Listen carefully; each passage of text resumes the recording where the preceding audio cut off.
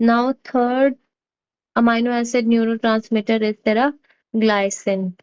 It is both excitatory as well as inhibitory. ये excitatory भी है एज वेल एज इनहिबिटरी भी है.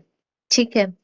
इसकी location we have already talk about. इसकी लोकेशन रहती है alpha motor neuron. Alpha motor neuron में रहता है. ये काम में आता है, हमने देखा था फीडबैक इनहिबिशन में. ठीक है. न्यूरोट्रांसमीटर के रेगुलेशन में हमने देखा था. इनहिबिशन में ये फीडबैक इनहिबिशन में काम में आता है, या रिंचो सेल इनहिबिशन. ठीक है. रिंचो सेल इनहिबिशन जहां पे तेरा क्या रिलीज हो रहा था, ग्लाइसिन रिलीज हो रहा था. ठीक है. तो जो फीडबैक इनहिबिशन में काम में कर रहा था. अब एक पॉइजन रहता है स्पाइनल पॉइजन. ठीक है. स्पाइनल पॉइजन जिसका नाम है स्ट्राइचिनस नक्स वोमिका. स्ट्राइचिनस नक्स वोमिका ये स्पाइनल पॉइजन रहता है जो रिलीज करता है एक टॉक्सिन जिसका नाम है स्ट्राइचिनिन. स्ट्राइचिनिन रिलीज करता है जो. ये स्ट्राइचिनिन क्या करता है, inhibit release of glycine.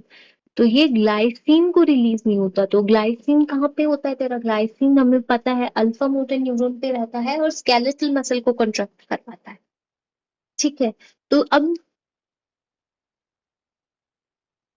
Skeletal muscle को फीडबैक इनहिबिशन देके इनहिबिट करवाता है. ठीक है. तो ग्लाइसिन नहीं है तो अब इनहिबिशन नहीं हो पाएगा. इनहिबिशन नहीं हो पाएगा तो स्पास्टिक पैरालिसिस होगी तेरी. ठीक है. Spastic paralysis.